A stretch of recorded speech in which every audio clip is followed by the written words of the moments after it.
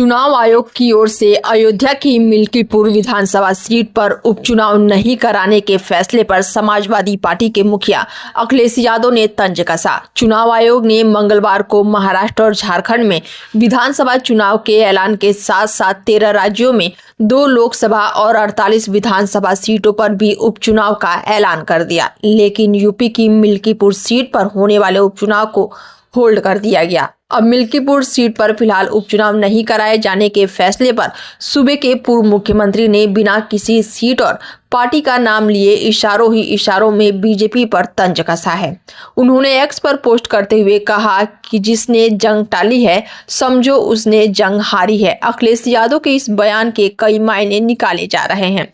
मायने इसलिए भी निकाले जा रहे हैं क्योंकि मिल्कीपुर वही सीट है जहां से सपा विधायक अवधेश प्रसाद विधायक थे, लेकिन लोकसभा चुनाव में फैजाबाद सीट से जीत हासिल करने के बाद उन्होंने यह सीट खाली कर दी।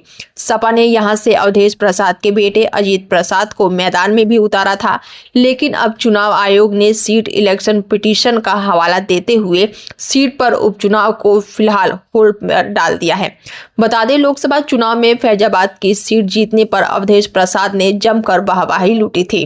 अवधेश प्रसाद की जीत पर बीजेपी के लिए भी इसलिए बड़ा झटका माना जाता था क्योंकि अयोध्या इसी सीट के अंतर्गत आती है। लोकसभा चुनाव में पहले ही अयोध्या में भव्य राम मंदिर का उद्घाटन कार्यक्रम हुआ। मंदिर का निर्माण अभी भी किया जा रहा है।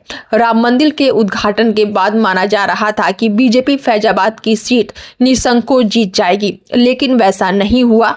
माना जा रहा है कि अब अखिलेश यादव ने उसी जीत को लेकर इशारों ही इशारों में ये तंज कसा है। यूपी की जिन 9 विधानसभा सीटों पर उपचुनाव होने हैं उनमें मिर्जापुर की मझावा, प्रयागराज की फूलपुर, मैनपुरी की करहाल और साथ ही अंबेडकर नगर की कटहरी, गाजियाबाद की सदर सीट, अलीगढ़ की खैरा और साथ ही मुरादाबाद की कुदरकी और मुजफ्फरनगर की मीरापुर सीट शामिल है। इन सभी सीटों पर 13 नवंबर को वोट डाले जाएंगे और नतीजे 23 नवंबर को सामने आएंगे।